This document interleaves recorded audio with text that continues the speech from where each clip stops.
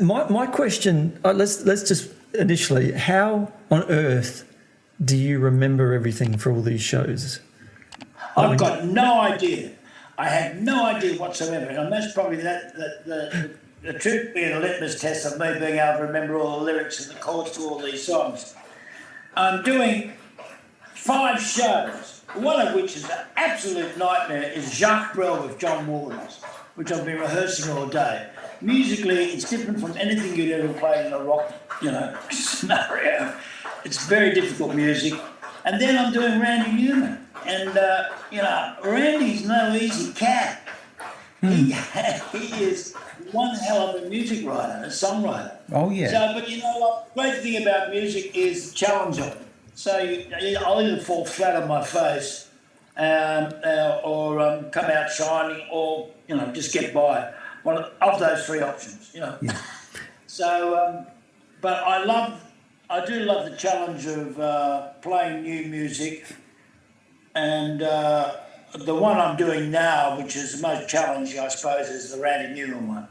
Yeah. I have done Jacques Brel before, and it was a nightmare then. It's still a nightmare now. But it's an extraordinary piece of music, and John Waters, who's a featured artist in it, and he sings it. He's just amazing in it. He really is. John does that Lennon stuff pretty good, but my God, he does his Jacques Brel. He sings it all in French, and he's completely fluent in French, John. And God, it's extraordinary stuff. I had no idea that he was fluent in French, but I had the pleasure of very, very early on to catch Looking Through a Glass Onion. And, I think it was one of the first times you would put it out. And I grew up listening to the Beatles, and my mum's favourite was always John Lennon. And your mum had great taste. Yeah. Oh, she still does. And, she and a friend of hers went with me. I shouted them the tickets, and, she just had tears coming out of her eyes, through the whole time, because it was just such a powerful performance. And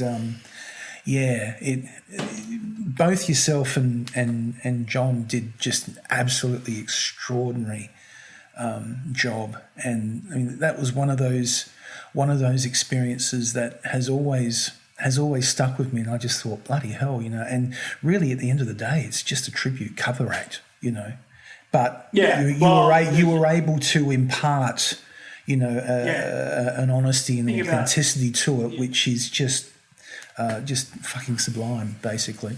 So what takes away from being a tribute, though, is the fact that John takes on the persona of John Lennon. Yeah. And there was a script of that show. We had to keep completely to the script. Yeah. And also it was quite dramatic in the way it was presented. At present, we do a show called the Lennon Songbook, which is basically we do the Imagine album because it's 50 years since it's been released. Can you believe that? 50 years. I sometimes have to slap myself to be aware of that.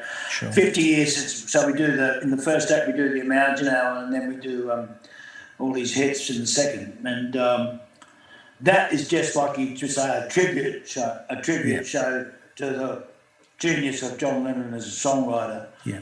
Lennon Through a Glass Onion was more. Well, it was more of a theatre piece, wasn't it? Yeah. Yeah. Yeah. And we used to do it just John and I, and it was I've got to say there's nothing like playing with a band. There's nothing worse than playing with yourself. No pun intended.